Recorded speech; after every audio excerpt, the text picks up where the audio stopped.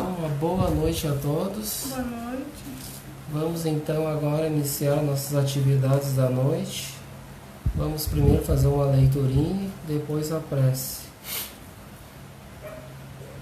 O título é Os Teus Recursos. Que te falta? Não vês que já tens dentro de ti os recursos para resolver todas as questões? Deus não te fez com defeito. Uma voz, a da consciência, clama por dentro de ti a dizer: olha-me, escuta-me, segue-me. Não vieste para fabricar amarguras, vieste para expandir qualidades, agir, crescer na paz e amar. Acorda-te, mergulha o teu pensamento em reflexões sadias, vigorosas, confiantes. O mal se desmanchará à tua frente e erguer-se-á o que é bom e belo. Confia em ti e em Deus. Apruma-te. Tem mais vigor, energia positiva, vibrações amorosas para colher bons frutos. Por ser positivo, o sol ilumina sempre. É do livrinho Ânimo, do Ival Lopes. Então vamos fazer a nossa prece. E vamos então rogar aos nossos amigos, nossos familiares, para mais este encontro da noite de hoje, que eles possam nos inspirar sobre a luz, sobre a tutela do nosso amado Pai Francisco, que abençoe e ilumina a todos, a nós, os sofredores, a todos aqueles que estão aqui, que querem aprender, que querem se melhorar, evoluir e crescer. E neste ambiente que possamos ter um ambiente de paz, de harmonia, de luz, de proteção, sob as bênçãos divinas, e que possa irradiar ao bairro, aos vizinhos, a todos aqueles que estão acompanhando, que irão acompanhar esses estudos. Então, Senhor, em Teu nome, que nos inspire, que a gente possa transmitir a mensagem da doutrina da melhor forma possível, nos colocando como humildes instrumentos. E assim, Senhor, damos início às nossas atividades da noite de hoje, que assim seja. Assim seja. Então, vamos hoje iniciar uma nova obra, a obra do livro Os Mensageiros, de André Luiz. A gente concluiu ali, fez um resumão ali do nosso lar, a gente aprendeu bastante coisa importante. Agora no livro dos Mensageiros, o nosso lar seria um livro assim bom para iniciantes, para aprender bem assim como é que funciona o mundo espiritual, né? Ensina bastante coisa. E o André Luiz é um iniciante ali, né? Aqui nos Mensageiros ele já começa já a fazer ali, ele é um repórter do mundo espiritual, e lá no Ministério da Comunicação ele vai trazer exemplos de muitos trabalhadores espíritas ali falidos, né? Então ele esse livro já é essencial para quem é trabalhador espírita, e ele vai nos ensinar uma grande lição acerca da mediunidade, da doutrinação ali. Alguns irmãos que vão relatar o que aconteceu com ele, seus exemplos, e a gente vai aprender bastante coisa. Então já é um livro mais prático para nós, né? E ali nós vamos então, vamos ver onde é que eu parei aqui. Esse aqui eu já tinha visto.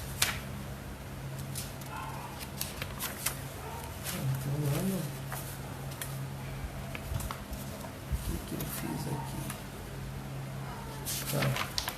Os Mensageiros. Então vamos começar ali o segundo livro. Então nós vamos ler ali o que diz sobre esse livro ali no início. Ali este livro. Este livro revela que a morte física descortina a vida espiritual em contínua evolução. Em 51 capítulos, relata as experiências de vários espíritos que reencarnaram com trabalhos programados necessários aos seus próprios aprimoramentos. Trata ainda de temas como o culto do Evangelho no lar, benefícios da prática do bem, invigilância e medo da morte. O autor espiritual evidencia as oportunidades de trabalhos dos médiuns, alertando-os quanto à necessidade da prática dos ensinamentos na esfera íntima, a fim de evitar ao plano espiritual sem o cumprimento dos compromissos assumidos. Então aqui já diz o que vai se tratar essa obra, mais ou menos o que eu tinha dito antes. Ou seja, o bicho vai pegar para o nosso lado. Nós vamos aprender bastante coisa para nós, trabalhadores. E ali depois diz convite, né? Estudo sistematizado, ali tá tudo bem, não precisa ler. Ali depois desta obra, que até poderia ser intitulada Nosso Lar 2, né? Por ser sequência, desdobra-se em 3 partes. Ó. Pode ler para passar logo. Primeira parte, do capítulo 1 ao 13. Testemunhos de médiuns desencarnados que partiram do nosso lar com tarefas específicas e não conseguiram cumpri-las.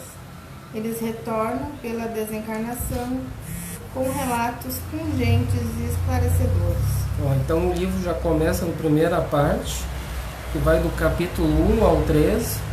Então o André Luiz ali como repórter ali, anotando ali as experiências de médiuns e doutrinadores falidos, que foram enviados da própria colônia aqui em missão, de trabalhar pela doutrina e auxiliar o próximo. E aí eles sucumbiram, né? Eles não conseguiram levar adiante a tarefa e muitos então relatam suas experiências. Então vamos ali para a parte 2. Segunda parte, a partir do capítulo 14. Descrição de atendimentos prestados a encarnados e a desencarnados pela equipe de mensageiros do nosso lar. Então aqui postadinho, né? Que barulho. Vamos lá.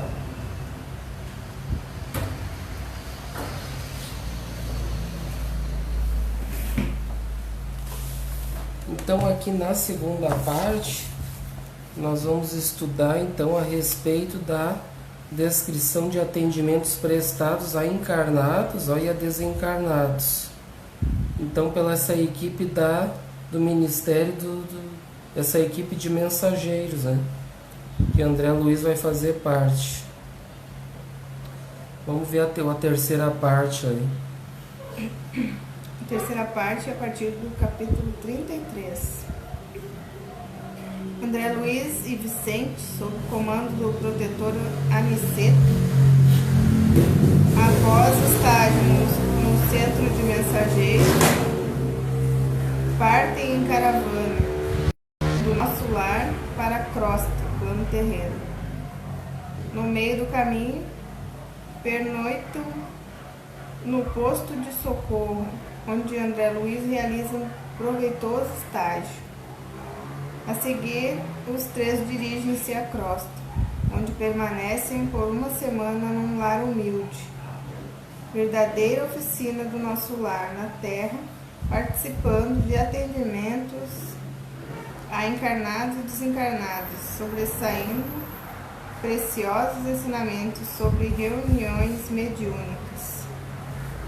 Então aqui a partir do capítulo 33, eles então fazem estágio no centro de mensageiros, então saem com caravana para a crosta no plano terreno e ficam então lá num posto de socorro, e André Luiz fica estagiando ali, onde permanece por uma semana num lar humilde, verdadeira oficina do nosso lar na terra. participando de atendimentos a encarnados e desencarnados, sobressaindo preciosos ensinamentos sobre reuniões mediúnicas. Ó. Então ele vai falar sobre as reuniões mediúnicas também. Esse livro então vai nos ensinar bastante coisa boa, né?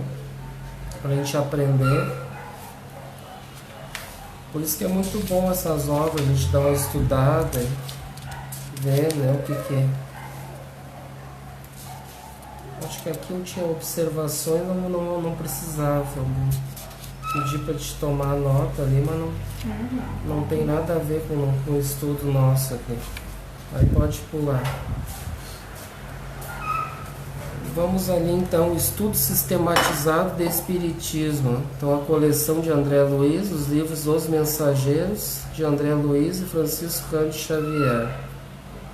Vamos para a identificação da obra. Está lá carregando.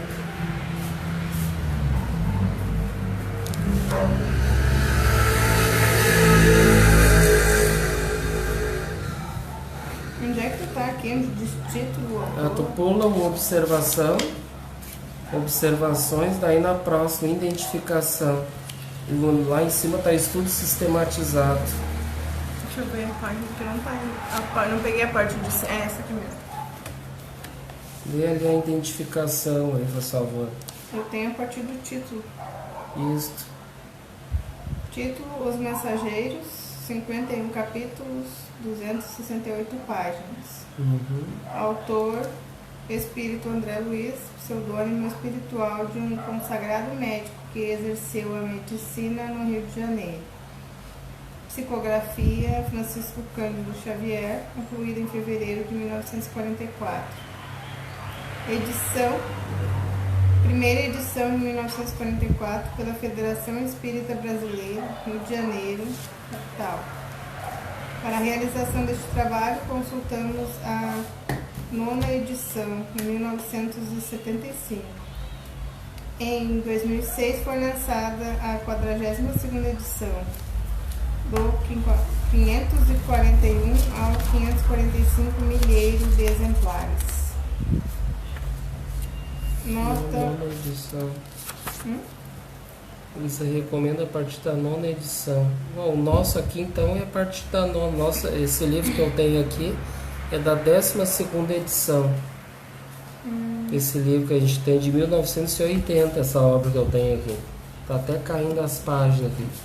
Nossa. Tem um ano mais novo que eu. Então tá. Aí vamos ver então ali tu leu a nota 1, né? Nota 1, não é? Nota 1, em 2003, na Bienal do Livro do Rio de Janeiro, comemorando a expressiva marca de 1,5 milhão de exemplares do livro Nosso Lar, a FEB reeditou com nova diagramação a capa, a coleção dos 13 livros de André Luiz, com psicografia de Francisco Cândido Xavier e Valdo Vieira, tratando de A Vida no Mundo Espiritual. O presente livro teve essa primeira edição especial em 2003 de 5.000 exemplares. Bastante livro. Ali, continuando o prefácio, pelo prefácio da obra pelo Espírito Emmanuel. Daí depois a nota 2 ali.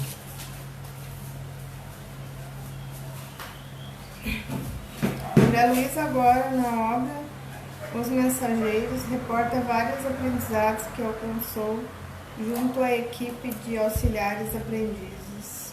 Primeiro, no centro de mensageiros, depois em estágio em outra colônia, posto de socorro. A seguir, numa viagem à crosta, com duração de 1 semana, na qual tiveram oportunidade de pôr em prática as lições recebidas. Por tudo isso, com muito respeito, acreditamos que esse livro, escrito em continuação ao Nosso Lar, talvez possa ser considerado um segundo volume, isto é, Nosso Lar 2. Como ele é continuação, poderia ser Nosso Lar 2, né?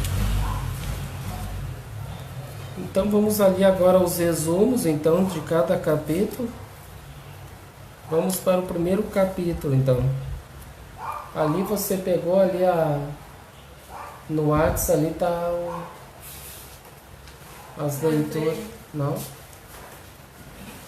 Vamos para o capítulo 1, renovação então, tipo. O autor espiritual narra sua transformação depois de desprendido dos laços inferiores que o prendiam às atividades terrestres. Descobriu-se jubiloso. Porém, a par da renovação mental, experimenta um vazio formado pelos sentimentos do mundo, dos quais se desprenderam. Sem o lar, a esposa e os filhos amados, aos quais frequentemente visitava, seu coração torna-se um cálice luminoso, porém vazio. É aconselhado por uma devotada amiga a frequentar cursos do Ministério da Comunicação, para posteriormente prestar concurso na Terra. Então ali ele relata as suas atividades ali, né? E ele então é aconselhado ali, né, por uma amiga devotada a frequentar cursos no Ministério da Comunicação. E é então que ele fica muito feliz. E aí então ele parte para conversar com o instrutor, né, o Aniceto, que nós vamos ver agora no capítulo 2, que aí então recebe o André Luiz, interessado em participar desse Ministério da Comunicação. Então ele veja que ele estava ali trabalhando no Nosso Lar, nas câmeras de retificação, então como auxiliar da enfermagem, fazendo a limpeza ali, né, dos enfermos e tudo mais. E aí então ele tem vontade de aprender mais coisas, né, de se envolver mais. E daí então eles recomendam ele a ir para o Ministério da Comunicação. Então ele, bem empolgado, eles vão lá levar ele ao instrutor Aniceto, que é o capítulo 2 agora. Vamos ver o capítulo 2. André Luiz é apresentado ao instrutor Aniceto, que adverte que ali, na instituição do Homem Novo, são admitidos apenas candidatos compromissados em servir, calando reclamações. Aniceto, dentre outras, calma, tem que mudar a página. Dentre outras atividades, tem um quadro suplementar de 50 auxiliares, aprendizes e voluntários. André Luiz é convidado a integrar esse quadro no momento com 3 vagas. Aceita o convite, sentindo-se honrado. É encaminhado ao centro de mensageiros. Então ele é apresentado ao instrutor, que ele diz que é necessário ter boa vontade, né? E aí então ele está muito interessado e ele aceita, então, tendo 3 vagas nesse quadro de trabalhadores. Ele aceita então esse convite. E é então encaminhado ao centro de mensageiros. Até porque então, por isso o nome do livro, né?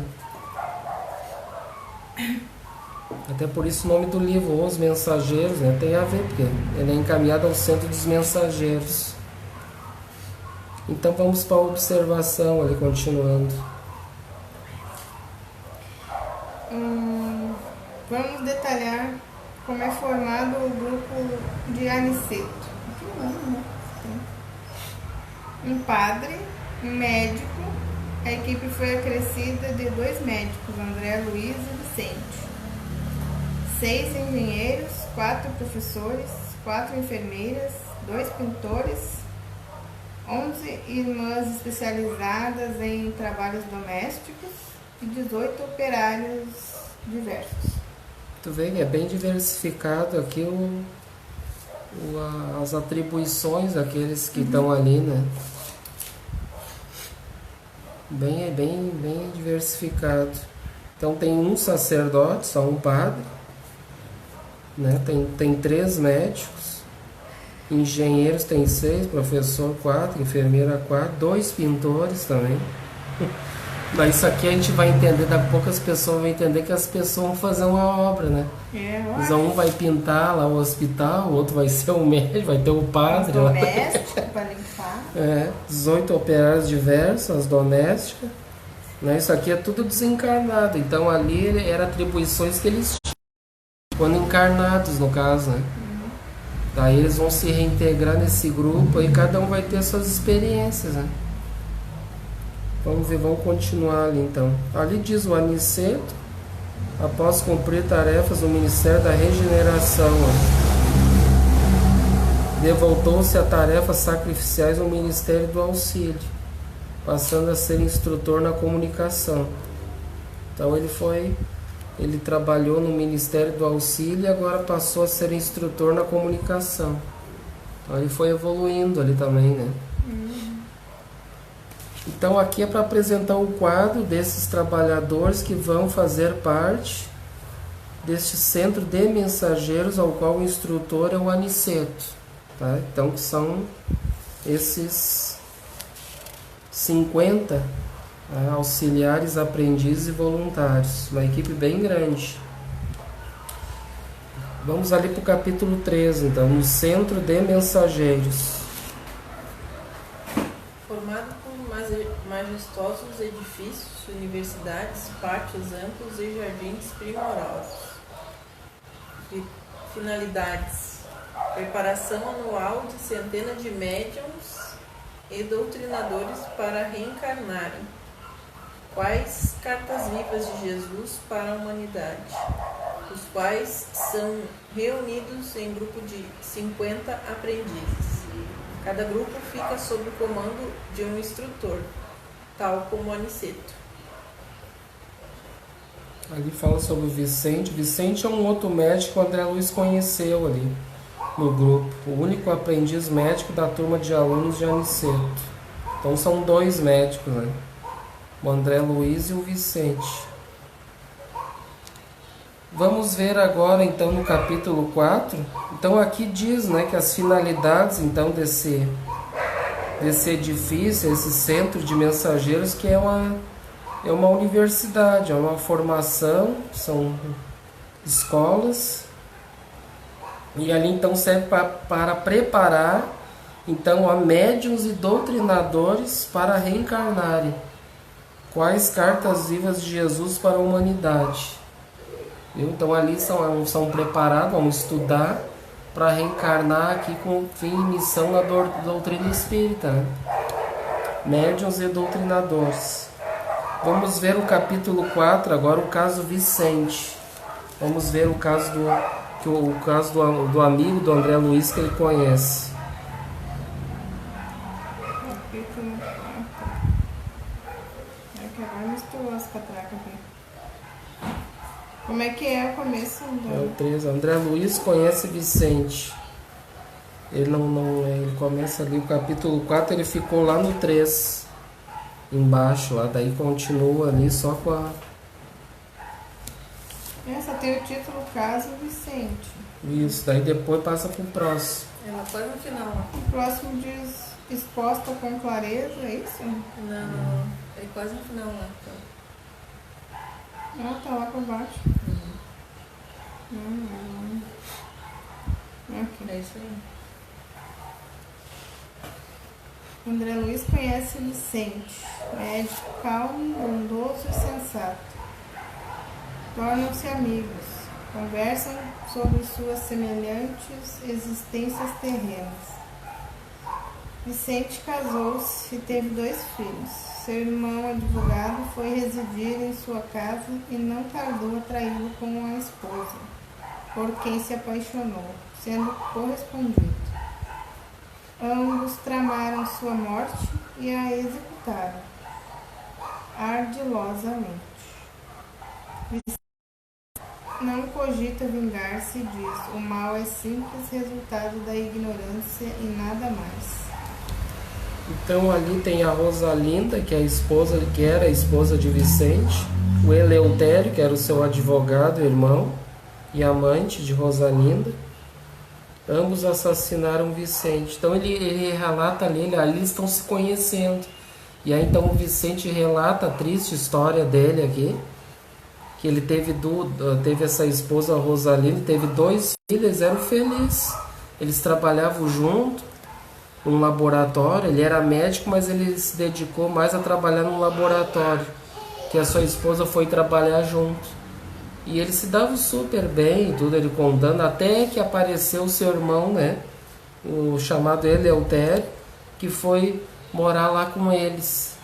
E aí então ele começou a conversar muito com a esposa dele, aquela coisa toda, e acabaram então, né, ficando amantes e traindo o Vicente. Então eles queriam se livrar do Vicente, e como eles trabalhavam em laboratório, ela mesma elaborou lá um vírus, um troço, que colocou nele, ele inalou aquele troço, dormindo, e aí começou a ficar muito doente até a sua morte. Para eles ficar, né, numa boa ali, os dois, né? Que era o que eles queriam, uma boa entre aspas, né?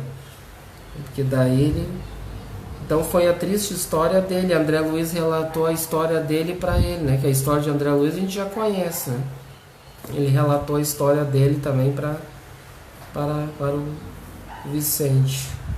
Então uma triste história dele, né? Não é fácil. História bem complicada. Ele desencarnou e quis se vingar, será? Não, aqui já diz, ó. Eles ambos tramaram sua morte, e Vicente não cogita vingar-se, e diz: o mal é simples resultado da ignorância e nada mais. Que bom, né? Que ele conseguiu não ficar assim vingativo, poderia obsediar os dois, né? Que é um caso que acontece muito, principalmente em pessoas assim, que não tem religião, nada, né? Fica naquele sentimento de vingança materialista. E daí, graças a Deus, ele não fez isso, né?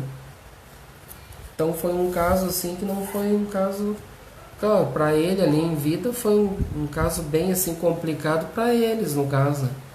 Foi bem pior o que eles fizeram, cometeram um crime, né, grave, né? E aí para ele não, né? Então vamos ali para o capítulo 5, ó. Aí eles vão ouvir instruções do mentor Telésforo, o instrutor. O instrutor Telésforo discorre para todos os aprendizes do trabalho de intercâmbio entre os trabalhadores desencarnados e encarnados, e adverte sobre os companheiros fracassados, e cita empecilhos até nas religiões, além de tristes quadros humanos no mundo todo. Como ajudar a amenizar tanto desprezo e incompreensão? Só com Jesus, trabalho, sacrifício e renúncia. Que nome simpático. Lidador da comunicação, Telésforo. Combina, né? Comunicação, Telésforo. Então. Eu não sei se vocês querem ouvir a instrução dele. Claro. Que aqui não tem, né? A gente tem a obra aqui que a gente pode ver alguma informação importante. Vamos direto para informar, para a instrução.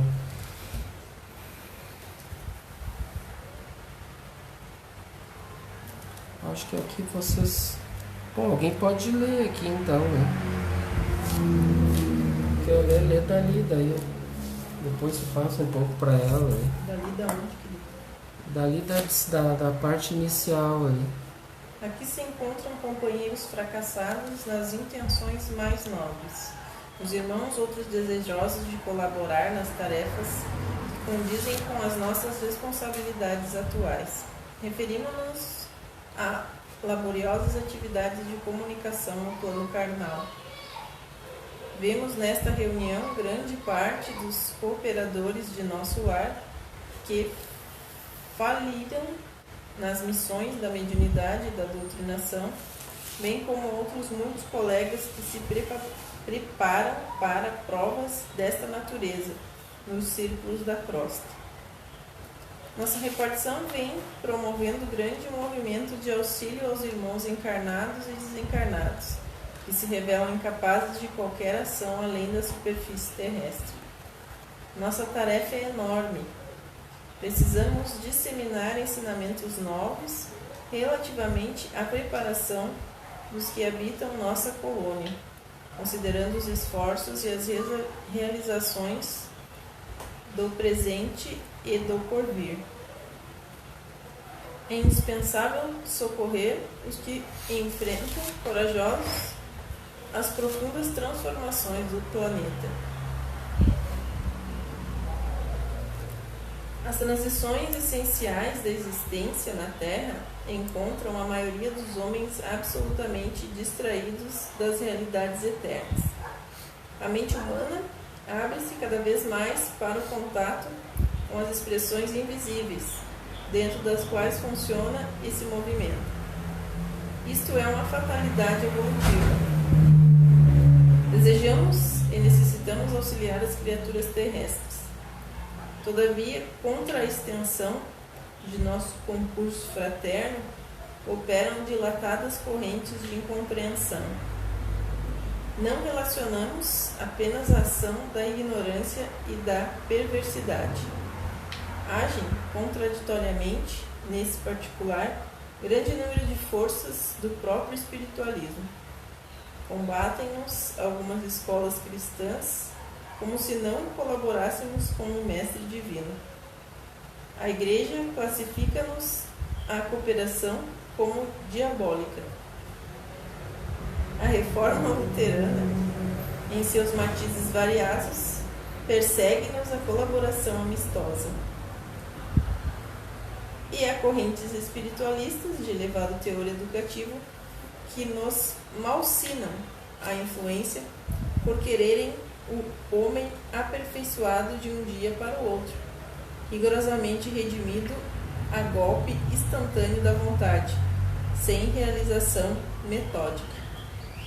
E isso aqui tem muito, né? Eu acho importante comentar sobre isso.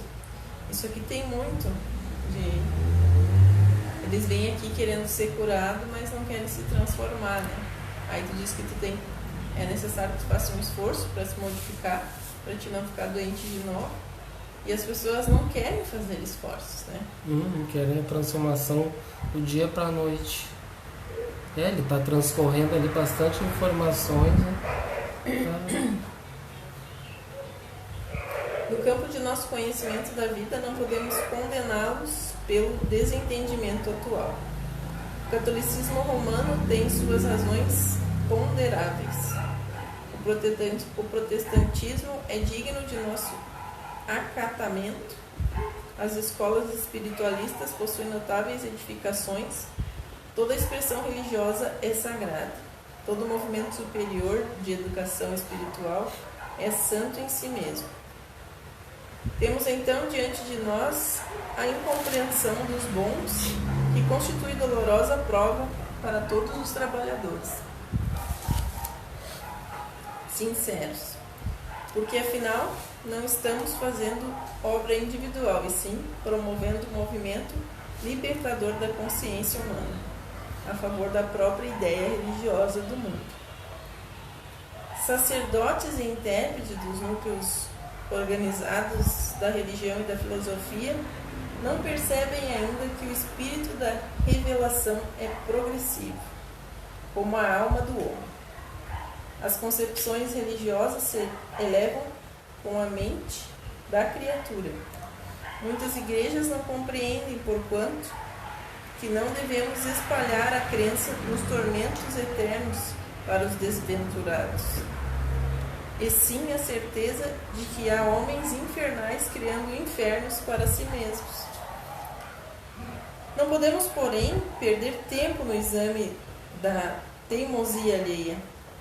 Temos serviços complexos e dilatados, e como dizíamos, a humanidade terrestre aproxima-se dia a dia da esfera das vibrações dos invisíveis de condição inferior, que a rodeia em todos os sentidos. Mas, segundo conhecemos, a esmagadora percentagem de habitantes da Terra não se preparou para os atuais acontecimentos evolutivos, e os mais angustiosos conflitos se verificam no cenário humano.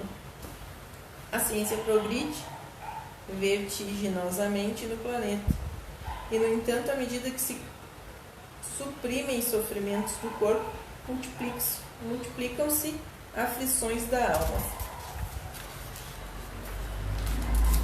Os jornais estão cheios de notícias maravilhosas quanto ao progresso material. Segredos sublimes da natureza são surpreendidos nos domínios do mar, da terra e do ar. Mas a estatística dos crimes humanos é espantosa.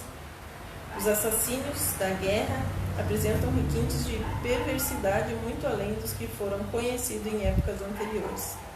Os homicídios, os suicídios, as tragédias conjugais, os desastres de sentimentos, as greves, os impulsos revolucionários da indisciplina, a sede de experimentação inferior, a inquietação sexual, as moléstias desconhecidas, a loucura, invadem os lares humanos. Não existe um país algum preparação espiritual bastante para um conforto físico. Entretanto, esse conforto tende a aumentar naturalmente. O homem dominará cada vez mais a paisagem exterior que lhe constitui moradia, embora não se conheça a si mesmo, atendido, porém, o corpo revelará as necessidades da alma. E vemos agora a criatura terrestre assoberbada de problemas graves, não só pelas deficiências de si própria, senão também pela espontânea aproximação psíquica com a esfera vibratória de milhões de desencarnados, que se agarram à crosta planetária, sequiosos de renovar a existência que menosprezaram, sem maior considerações aos desígnios do Eterno. A rigor, também nós compreendemos que os serviços da comunicação no mundo deveriam realizar apenas no plano da inspiração divina para os círculos terrenos do superior para o inferior, mas como agir diante de milhões de enfermos e criminosos nas zonas visíveis e invisíveis da experiência humana? Pelo simples culto externo, como pretende a Igreja de Roma? Pelo ato de fé exclusivamente, como espera a reforma protestante? Por mera afirmação da vontade, conforme pontificam certas escolas espiritualistas? Não podemos, no entanto, circunscrever apreciações da visão unilateral do problema. Concordamos que a reverência ao Pai, a fé e a vontade são expressões básicas da realização divina no homem. Mas não podemos esquecer que o trabalho é a necessidade fundamental de cada espírito. Que outros irmãos nossos perseverem tão somente nas especulações teológicas. Encaremos, porém, os serviços do Senhor como se faz indispensável. Esse também achei importante. Encaremos, porém, os serviços do Senhor como se faz indispensável. Importante o nosso trabalho material, mas os serviços do Senhor são indispensáveis. A humanidade terrena atualmente é como um grande organismo coletivo, cujas células são as personalidades humanas, se envolvem no desequilíbrio entre si, em processo mundial de reajuste e redenção. Quantos cooperam conosco, veem a extensão dos cipoais em que se debate a mente humana. Criminosos agarram-se a criminosos, doentes associam-se a doentes. Precisamos oferecer no mundo os instrumentos adequados às retificações espirituais, habilitando nossos irmãos encarnados ao maior entendimento do Espírito do Cristo. Para segui-lo, todavia, necessitamos de colaboradores fiéis, que não cogitem de condições, compensações e discussões, mas que se interessem pela sublimidade do sacrifício e de não renunciação como o Senhor. A essa altura, Telésforo interrompeu a lição em curso e, fixando um olhar percussiente na assembleia, tornou em voz mais alta: que não deseje servir, procure outros gêneros de... Quem não deseje servir, procure outros gêneros de tarefa. A comunicação não comporta perda de tempo nem experimentação doentia, sem grave prejuízo dos cooperadores incautos. Noutros ministérios, a designação de trabalhadores define como precisão todos os que colaboraram o Divino Mestre. Aqui, porém, acima de trabalhadores, precisamos de servidores que atentam da boa vontade.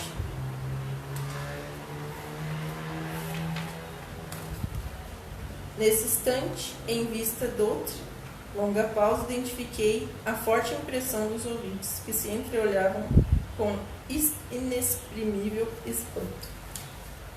Então ele deu um ultimato ali, né? O vai ou racha? Ele disse, aqui a gente quer coisa séria, né? Trabalhadores de boa vontade e queiram trabalhar, servir, né? Se não quiserem, vão para outros lugares, fazer outras coisas, né? Ali ele deu assim uma geral do século XX, né? Mas essa obra foi no século XX, estamos no século XXI, mas não mudou muito, né? Ou na verdade o quadro até se agravou mais, né? De lá pra cá ele dá um panorama. Eu ia dizer de quando é esse livro mesmo? Esse livro a gente leu ali na introdução, 1944. Tu vê, parece que é de hoje. Mas se a gente pegar as obras básicas e ler também, não é para os dias de hoje. O Evangelho de Jesus também, né? Tudo é muito atual, né? Só que aí eles colocam de forma mais explícita, né? O que está acontecendo. Então foi muito bom ali as instruções do Telésforo, né? Então vamos ali para o capítulo 6 agora. Advertências profundas. Prossegue a aula. Tema: médiuns fracassados. Muitos trabalhadores partem de nosso lar em turmas de trabalho educativo, mas poucos alcançam resultados parciais nos mistérios da mediunidade e da doutrinação. A terra é grande oficina redentora, e não vale tenebroso destinado a quedas lamentáveis. É relatado que muitos... E agora, qual que é a próxima? Muito quando encarnados. Aqui. Quando encarnados, preferem desvios sexuais, tirania doméstica, preguiça e vaidade, além de exercitarem a doutrinação para exportação e não para uso próprio. Aqui fala, tem o Otávio, médium fracassado, Marina, amiga de Isabel e de Isaura, pronta a ajudar o Otávio. Então aqui nessa advertências profundas, ali então eles estão relatando sobre médiuns fracassados. Então muitos partem de nosso lar em turmas de trabalho educativo. Então eles fazem estudos, se preparam bem, por exemplo, para vir para a doutrina espírita, como médiuns ou doutrinadores. Mas chegando aqui, eles fazem muitas promessas, né, de melhoras, de bom trabalho, mas chegando aqui a coisa complica, né? E é claro, aqui a gente está falando da obra Nosso Lar, por exemplo, a gente sabe que o Nosso Lar, ele fica ali sobre a psicosfera, ali, ele fica acima do Rio de Janeiro, mais ou menos, né? Então a gente sabe que tem muitas colônias espalhadas por aí, né? Nós aqui no Rio Grande do Sul deve ter alguma colônia aqui, algumas colônias por aqui. Tem. Né?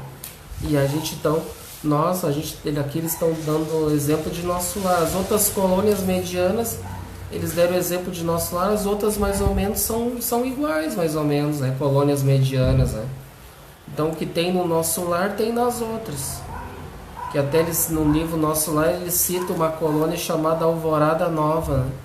E aí eles dizem que a Alvorada Nova só muda o nome, o que tem no Nosso Lar tem na Alvorada Nova, mais ou menos a mesma coisa, né?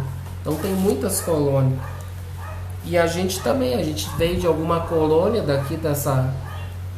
aqui do Rio Grande do Sul aí, e a gente também estudou lá, tudo, se preparou para vir para cá. E aqui eles estão dizendo, então quando eles vêm, mas poucos alcançam resultados parciais nos mistérios da mediunidade e da doutrinação. Então muitos poucos conseguem resultados parciais.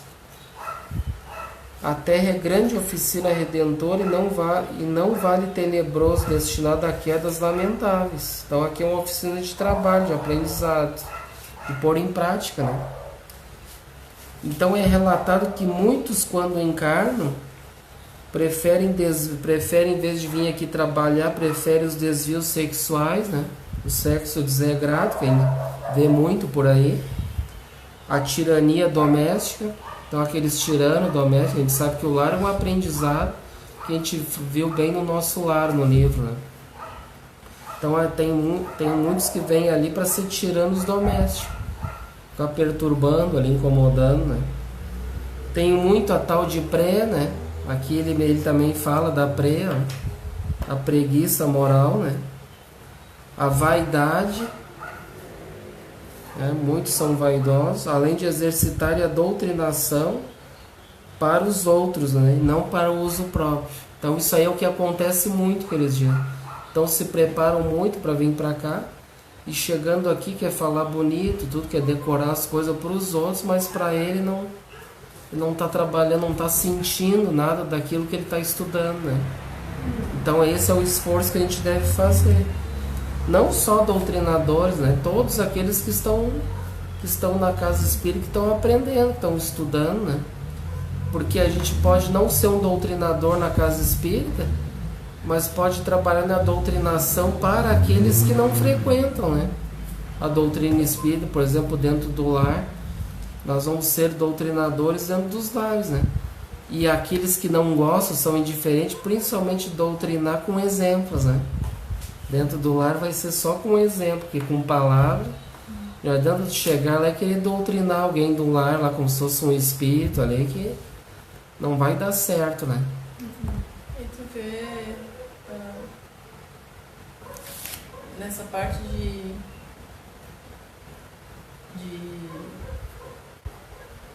fazer a cura, né? Tem gente que tem um cabedal de sabedoria impressionante, né? Com tantas leituras mas eu não sei como, ainda sabendo de toda a verdade, que a gente precisa primeiro cuidar o espírito para depois o corpo, eles se empolgam com isso de curar o corpo e parece que isso sobe para o ego das pessoas, né? E aí eles acham que pode ser feito qualquer coisa para curar um corpo. Mas daí é como diz aqui, a vaidade, né? É. São médiuns vaidosos. Então aqui ele relata isso aí que nós vamos ver bastante. Por isso que eu digo que essa obra aqui para trabalhadores espíritas isso aqui vai nos dar uma lição assim que a gente vai ou racha, como diz, né? Porque aqui eles vão dar os exemplos, e aí muitos tem de nós, que nós vamos ler aqui, nós vamos ver o que acontece com a gente aqui, dentro do movimento espírita. E aí nós ouvindo isso aqui vai servir de exemplo. Esse exemplo desse irmão que está relatando a história dele vai servir para nossas vidas. Não para nós rir da história da vida dele, mas para servir de exemplo para olha o que aconteceu comigo. Eu tive missão de ir aí fazer o certo, ser médium, ser doutrinador, e fiz coisa errada. Então não faça isso que eu fiz, né? Então nós vamos ver agora, por exemplo, um dos exemplos agora, no capítulo 7, que é a queda de Otávia. Nós já vamos começar com a primeira queda. Após 30 anos de preparação, reencarnou saudável com mediunidade, voltada para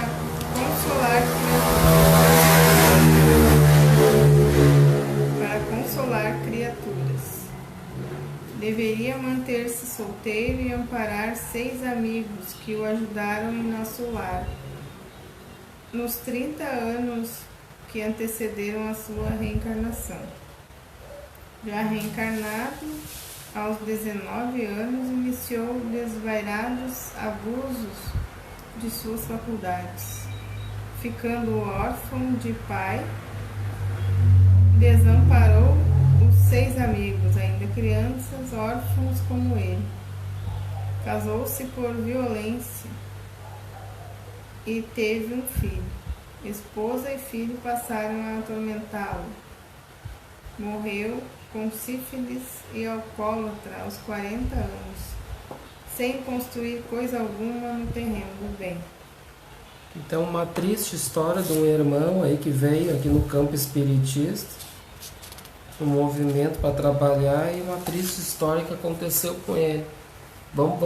Você quer ler a história dele? A gente pode ler ela para nós aprender mais, né? Esses relatos aí. É o capítulo 7. Pega e vê ali a parte que ele começa a falar da história dele, ali tu segue.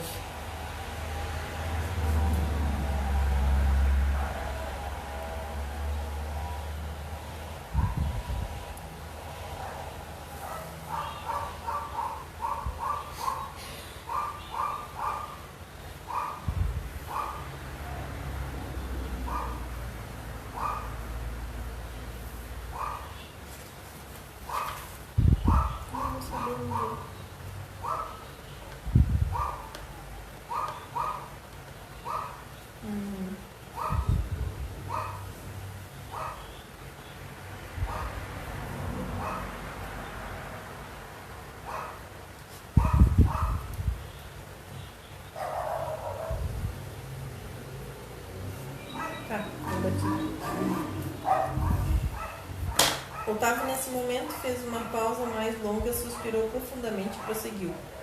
Mas ai de mim que olvidei todos os compromissos. Os benfeitores de nosso lar localizaram-me ao lado da verdadeira serva de Jesus.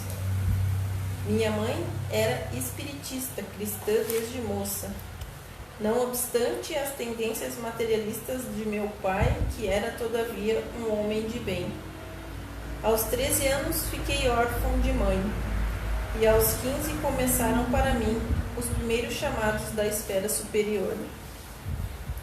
Por essa ocasião, meu pai constrangiu segundas núpcias, e apesar da bondade e a cooperação que a madrasta me oferecia, eu me colocava num plano de falsa superioridade a respeito dela. Em vão, minha genitora endereçou do invisível apelos sagrados ao meu coração. Eu vivia revoltado entre queixas e lamentações descabidas. Meus parentes conduziram-me a um grupo espiritista de excelente orientação evangélica, onde minhas faculdades poderiam ser propostas a serviço dos necessitados e sofredores. Entretanto, faltavam-me qualidades de trabalhador e companheiro fiel. Minha negação em matéria de confiança nos orientadores espirituais e acentuado pendor para a crítica dos autos alheios compeliam-me a desagradável estacionamento. Os beneméritos amigos do invisível estimulavam-me ao serviço, mas eu duvidava deles com a minha vaidade doentia. E como prosseguissem os apelos sagrados por mim interpretados como alucinações, procurei um médico que me aconselhou experiências sexuais. Completara então 19 anos e entreguei-me desenfreadamente ao abuso de faculdades sublimes. Desejava conciliar a força ao prazer delituoso e o dever espiritual, aliando-me cada vez mais dos ensinos evangélicos que os amigos da esfera superior nos ministravam. Tinha pouco mais de 20 anos quando meu pai foi arrebatado pela morte. Com a triste ocorrência, ficavam na orfandade 6 crianças desfavorecidas. Portanto, minha madrasta, ao se consorciar com meu genitor, lhe trouxera para a tutela 3 pequeninos. Em vão implorou-me socorro a pobre viúva. Nunca me dignei aceitar os encargos redentores que me estavam destinados. Após 2 anos da segunda viuvez, minha desventurada madrasta foi recolhida a um leprosário. Afastei-me então dos pequenos órfãos, tomado de horror. Abandonei-os definitivamente, sem refletir que lançava meus credores generosos de nosso lar ao destino incerto. Em seguida, dando largas à ociosidade, cometi uma ação menos digna e fui obrigado a casar-me pela violência. Mesmo assim, porém, persistiam os chamados do invisível, revelando-me a inesgotável misericórdia do Altíssimo. Contudo, à medida que olvidava meus deveres, toda tentativa de realização espiritual figurava-se-me mais difícil. E continuou a tragédia que inventei para o meu próprio tormento. A esposa que me ligara, tão somente por apetites inconfessáveis, era criatura muito inferior à minha condição espiritual e atraí uma entidade monstruosa em ligação com ela para tomar o papel de meu filho.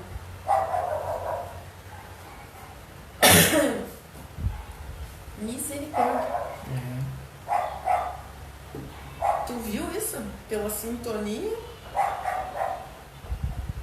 da esposa, ela atraiu uma entidade perversa e virou filho dele. Não pensou. Releguei à rua 6 carinhosas crianças cuja convivência concorreria decisivamente para a minha segurança moral. Mas a companheira e o filho, ao que me pareceu, incumbiram-se da vingança. Atormentaram-me ambos até o fim da existência. Quando para aqui regressei, mal tendo completado 40 anos, roído pela sífilis, pelo álcool e pelos desgostos, sem nada haver feito para o meu futuro eterno, sem construir coisa alguma no terreno do bem, enxugou os olhos úmidos e concluiu: como vê, realizei todos os meus condenáveis desejos, menos os desejos de Deus. Foi por isso que fali, agravando antigos débitos. Neste instante, calou-se, como se alguma coisa invisível lhe constrangisse a garganta. Abracei-o com simpatia fraternal, ansioso, proporcionando-lhe estímulo ao coração. Mas Dona Isaura aproximou-se, mas acariciou-lhe a fronte e falou: não chores, filho. Jesus não nos falta com a bênção do tempo. Tenha calma e coragem. Identificando-lhe o carinho, meditei na bondade divina que faz ecoar o cântico sublime do amor de mãe, mesmo nas regiões do além-morte. Então, a triste história desse irmão Otávio aí. Então, que ele se preparou para reencarnar aqui médium, né? Trabalhar na casa espírita, e ele, sendo que a mãe dele já era espírita, né? E apesar de ter desencarnado prematuramente, ele tinha 13 anos, né? Quando desencarnou sua mãe, com certeza, né? Depois que ela desencarnou, daí ele complicou mais, né? E quando tem uma benfeitora ali te ajudando, fica melhor, né? Aí ele perdeu, ficou só com o pai, e o pai era materialista, e ele frequentando a casa espírita, e ele estava com muitos problemas, aí foi ao médico, o médico ainda recomendou ele para fazer sexo. Aí ele começou a prática de sexo desregrado, e ali começou, né?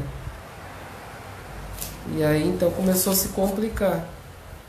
E aí tinha as crianças, né? As crianças, seis benfeitores que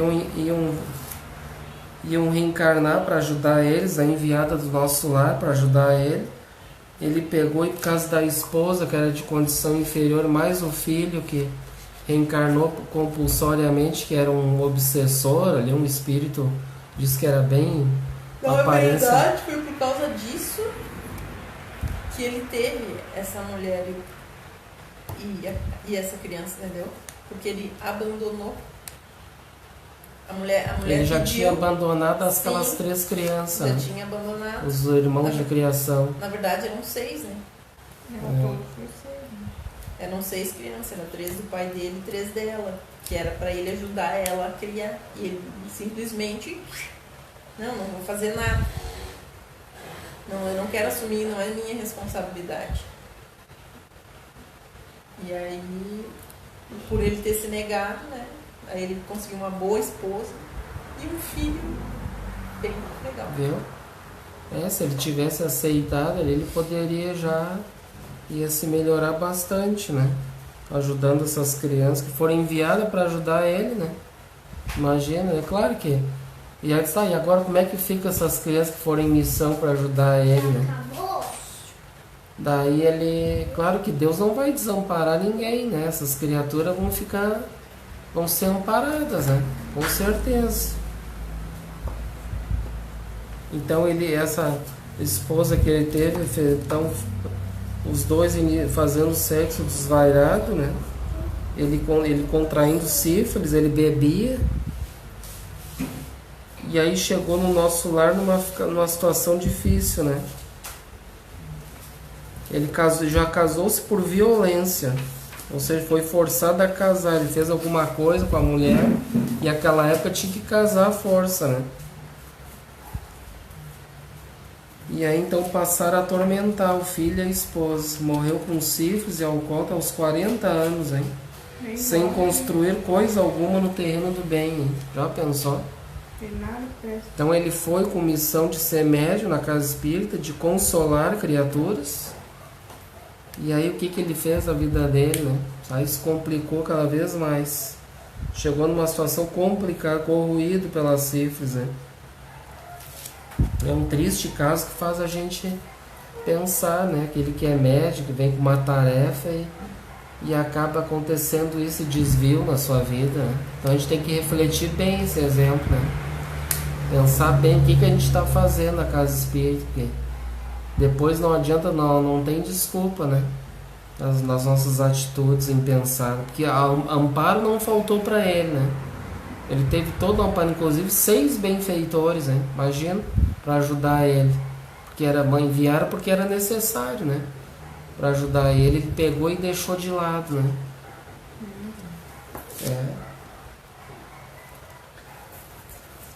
Então vamos para um outro caso agora, no capítulo 8, o desastre de Acelino. Outro médium, vidente, audiente e psicógrafo, que egresso do nosso lar, descumpriu todas as realizações que prometera antes de reencarnar. Usou as faculdades mediúnicas para ganhar dinheiro, resolvendo todo tipo de problemas de consulentes. Ao desencarnar, permaneceu 11 anos em zonas de grande tormento, cercado por ex-consulentes criminosos. Continua. Deixa eu achar aqui. Criminosos que desencarnaram antes dele e que exigiam notícias e soluções atinentes a ligações clandestinas. Ali tem o Acelino, que foi um médium, um fracassado, a Ruth, que foi esposa de Acelino no século XIX. Então ele, um outro médium, olha só, ele foi um médium vidente, audiente e psicógrafo, hein?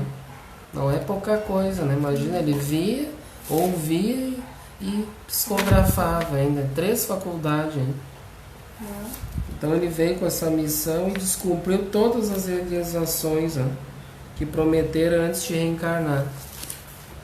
Vamos ver aqui alguns comentários dele aqui. Vamos ver.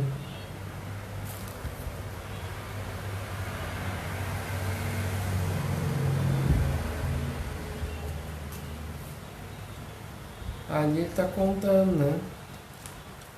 Vamos ver, você perdeu a partida porque não jogou. Ali diz o Acelino, você perdeu a partida porque não jogou, e eu a perdi jogando, desastradamente. Tive 11 anos de tormento nas zonas inferiores. Ó, então o André Luiz ficou 8 anos, aí ele ficou 11. E ele, claro, e ele tinha conhecimento que o André Luiz não tinha, né? Sua situação não reclamou esse drástico.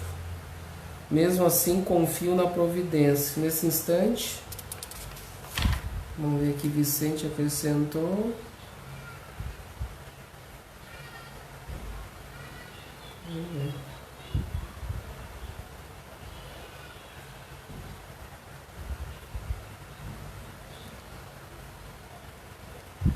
Aqui ele diz a Celino, então, diz: a minha história é muito diferente. A queda que experimentei apresenta características diversas e, a meu ver, muito mais graves. E, atendendo-nos à expectativa, prosseguiu. Também parti de nosso lar no século V, após receber valioso patrimônio instrutivo dos nossos assessores. Ó. Então ele foi bem instruído, né? Para reencarnar aqui médio. Segui enriquecido de bênçãos. Uma de nossas beneméritas ministras da comunicação presidiu em pessoa as medidas atinentes à minha nova tarefa. Então eu tinha ali uma das instrutoras ali, né, estava junto com ele ajudando. Não faltaram providências para que me felicitasse a saúde do corpo e o equilíbrio da mente. Após formular grandes promessas aos nossos maiores, parti para uma das grandes cidades brasileiras, em serviço de nossa colônia. O casamento estava em meu roteiro de realizações. No caso de Otávio, não era para ele ter casamento, né? Agora aqui já estava, nos planos desse aqui, era casar. Cada um vai ter um roteiro, né? Sim.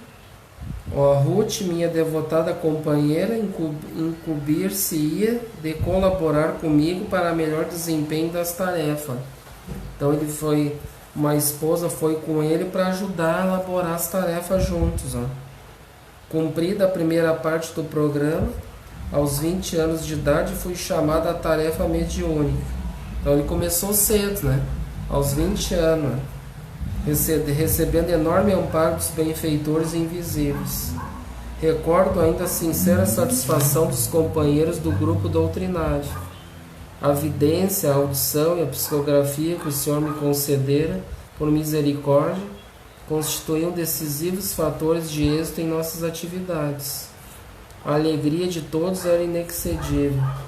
Entretanto, apesar das lições maravilhosas de amor evangélico, inclinei-me a transformar minhas faculdades em fonte de renda material. Então se utilizou da mediunidade para se beneficiar, para ganhar, né? E Jesus já diz, né? Dai de graça, que de graça recebeste, né? Não me dispus a esperar pelos abundantes recursos que o Senhor me enviara mais tarde, após meus testemunhos do trabalho. E provoquei eu mesmo a solução dos problemas lucrativos. Não era meu serviço igual a outros?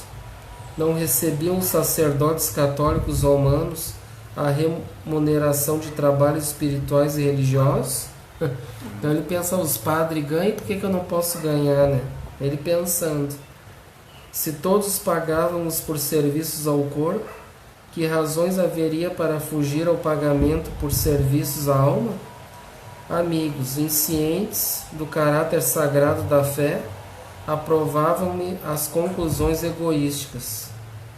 Admitíamos que, no fundo, o trabalho essencial era dos desencarnados, mas também havia colaboração minha, pessoal, como intermediário, pelo que devia ser justa a retribuição.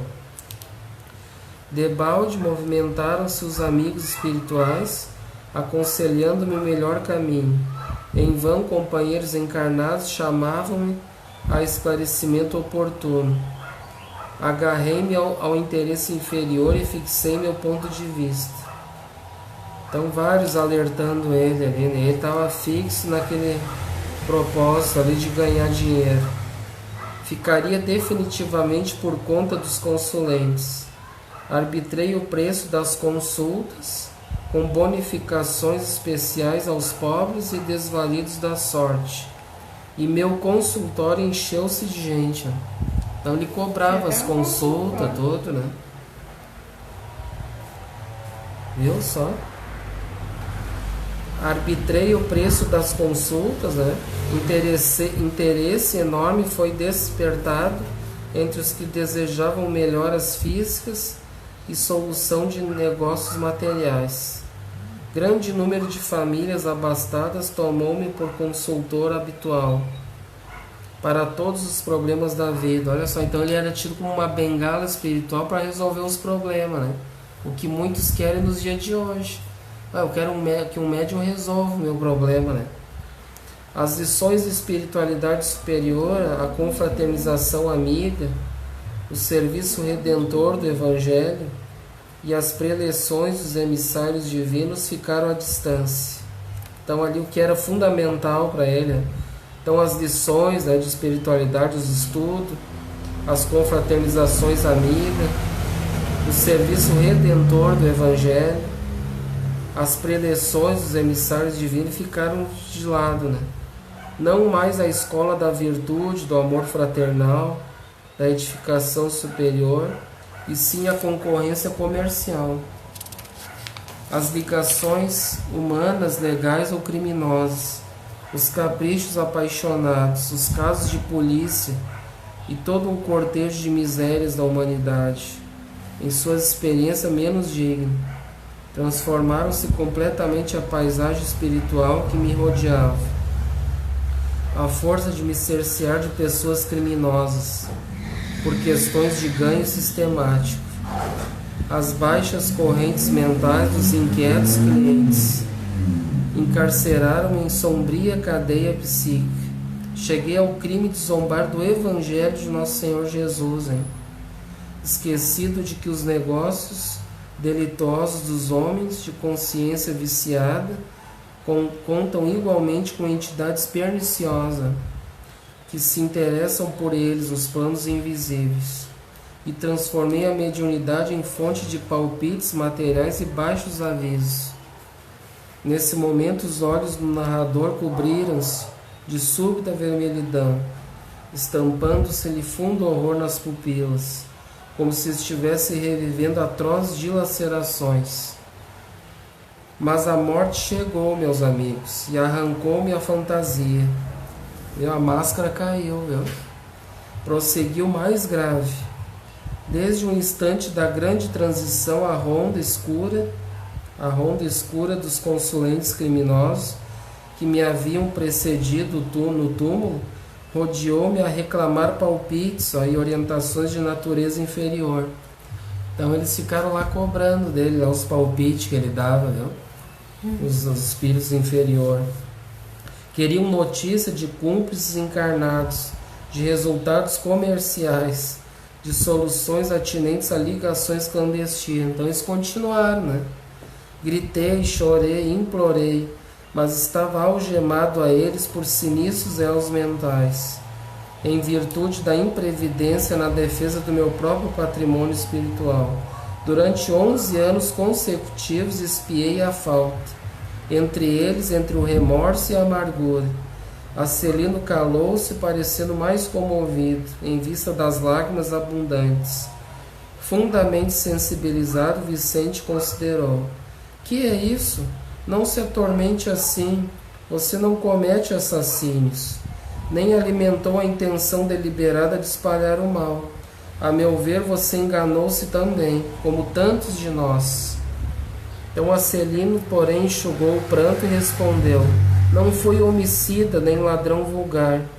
Não mantive o propósito infinito de ferir ninguém, nem desrespeitei alheios lares, mas, indo aos círculos carnais, para servir as criaturas de Deus, nossos irmãos, auxiliando-os no crescimento espiritual com Jesus, apenas fiz viciados da crença religiosa e delinquentes ocultos, mutilados da fé e aleijados do pensamento. Não tenho desculpas, porque estava esclarecido. Não tenho perdão, porque não me faltou assistência divina. E depois de longa pausa concluiu gravemente: podem avaliar a extensão da minha culpa? Viu, gente? Então, um quadro mais grave, né? Um outro caso grave também que aconteceu com esse irmão aí, né? O irmão Acelino. Ele veio com mediunidade de vidência, né? Psicografia e audiência em 3 faculdades. Então, ia de grande auxílio nos trabalhos, né, na casa espírita. Então ele acabou montando um consultório e começou a ganhar dinheiro dessa faculdade que ele tinha, né? E aí então caiu, né? Ficou 11, o André Luiz, como a gente comentou, ficou, mas quanto tempo cada um fica? Ele ficou 11 anos, o André Luiz ficou 8 anos. Ele tinha o conhecimento e o André Luiz não tinha. E ele ficou mais tempo. Cada caso é um caso, né? Então, mais um caso triste para a gente trazer para nossas vidas. Olha o que aconteceu na minha vida, vamos cuidar, né? Para que a gente não acaba acontecendo que nem esses irmãos aí, né? Dá para nós, vamos ver, começar o capítulo 9, né?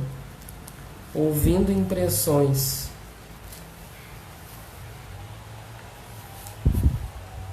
O capítulo exorta os médiuns ao trabalho, sem reclamações, sem medos.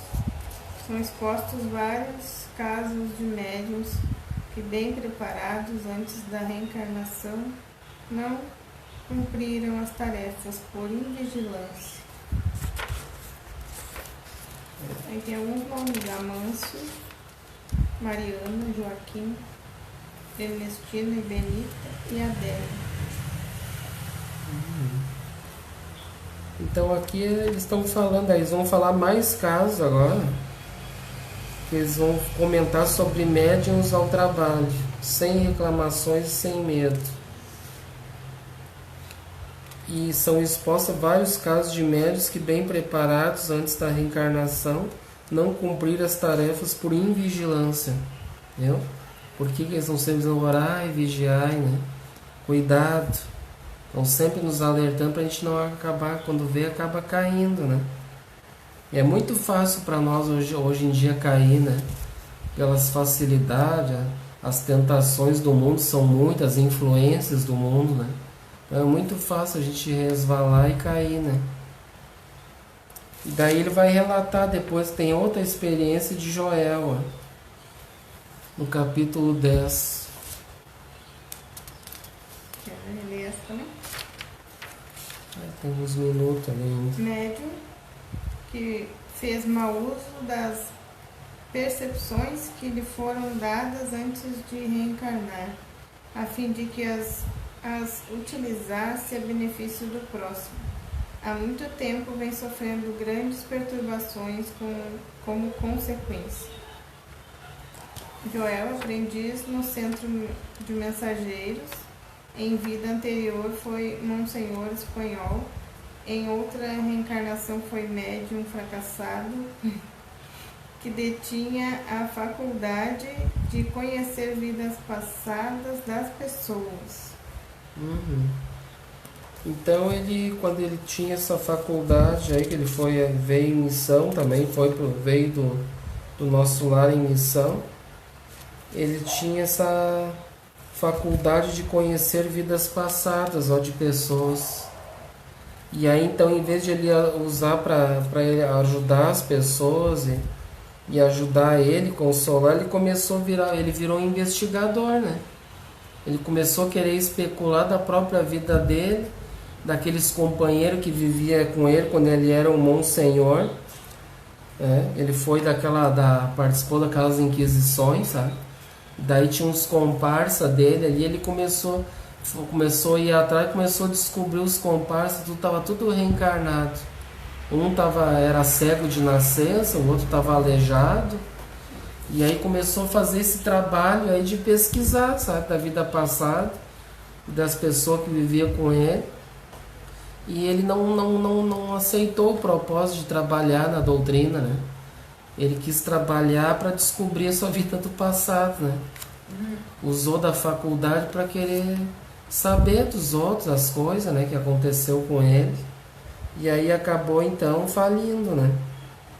Então ele há muito tempo vem sofrendo grandes perturbações. Então essa é a experiência de Joel, né? É uma experiência que ele usou da sua faculdade em benefício dele mesmo, né? Para dar a curiosidade. Que ele tinha essa faculdade que hoje em dia não é muito comum, né? A gente vê essas faculdades que nem naquela época tinha ainda, no século XIX, né?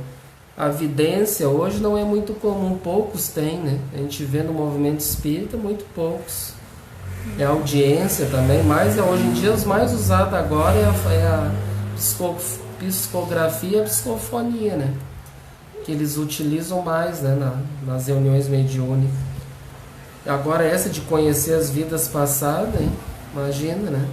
Claro, às vezes a gente vê uma coisa que vem assim do passado, para nós a gente fica curioso, né?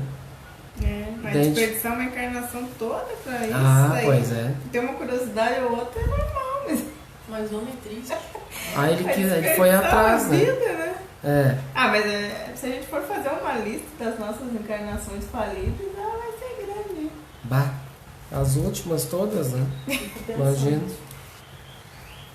Então essa é a experiência dele. Essa aqui não é muito assim relevante, eu acho que as outras são mais importantes, né? Trazer para nossas vidas, né? Essa de Joel ele usou da mediunidade para conhecer do seu passado, né?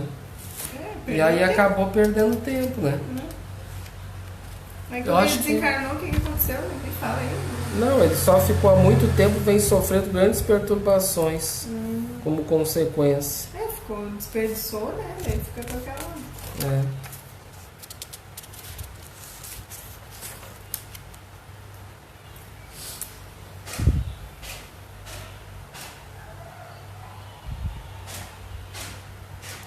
Ele só diz ali no finalzinho, dá para dizer, perdi a oportunidade bendita de redenção.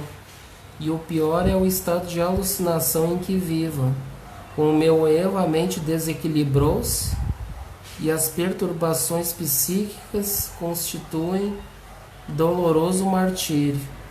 Estou sendo submetido a tratamento magnético de longo tempo. Então ele estava com muitas dificuldades, né?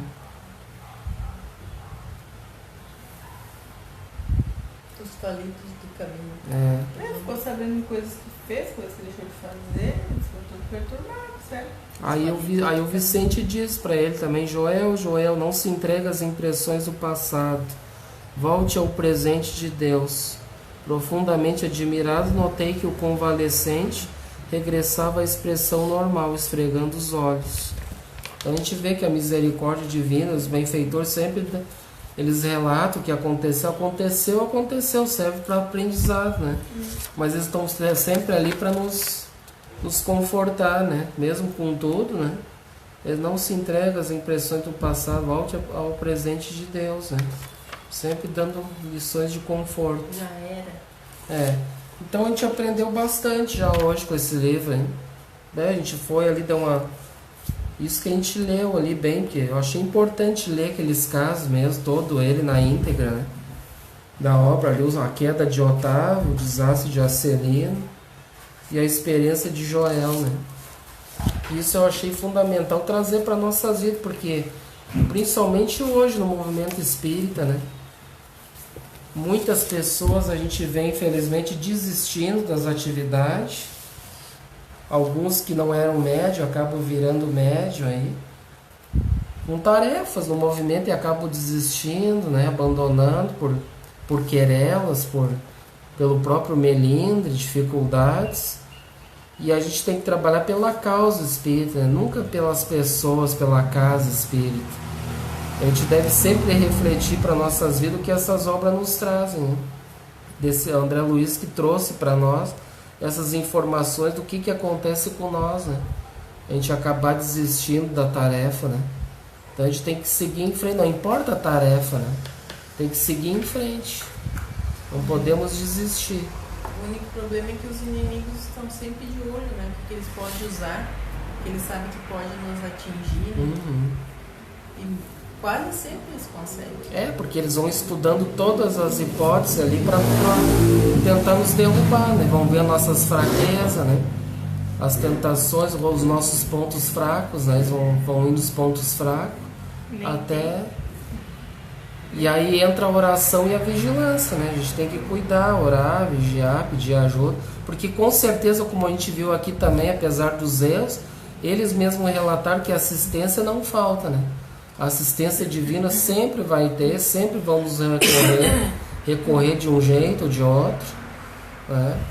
Que nem naquele caso ali acho que é do Acelino, que ele no caso, o Otávio não veio para casamento, né? Era para ficar sozinho. O Acelino, ele se consorciou com uma esposa que também veio para ajudar ele, né? E a gente traz muito para nossas vidas, né? Que nem eu também trabalho junto com a minha companheira, que é minha esposa. Nada é por acaso, né? A gente veio para trabalhar junto, né? Ela veio para ajudar ele, tudo, para trabalhar junto. E mesmo assim, às vezes com os benfeitores que tem na nossa volta para nos ajudar, a gente acaba às vezes caindo, né? Às vezes o nosso ego, a nossa vaidade é maior e a gente acaba resvalando, né? Então tá, gente amigo, muito obrigado pelo uma boa noite aí a todos que estão participando, a nossa irmã Dalva, a nossa irmã Maria Aparecida, a minha mãe Lisete, a todos que estão participando, um grande abraço a todos, sinto-se todos abraçados.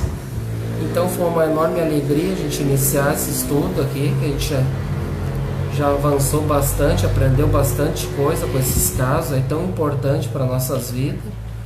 E agora a gente convida a todos, então vamos fazer nossa prece e vamos então agradecer por essa oportunidade bendita de estar aqui nesse lar de amor, de bênção, de aprendizado, nessa casa do nosso amado Pai Francisco, que através da misericórdia divina nos disponibilizou para a gente aprender aqui, trabalhar, para a gente se melhorar, para que a gente possa nos ajudar e ajudar um pouco o nosso próximo, que a gente possa fazer o mínimo que seja pelo nosso próximo, que a gente possa sair daqui melhor, ao qual aqui chegamos com essa doutrina maravilhosa e aprender com esses exemplos desses irmãos para a gente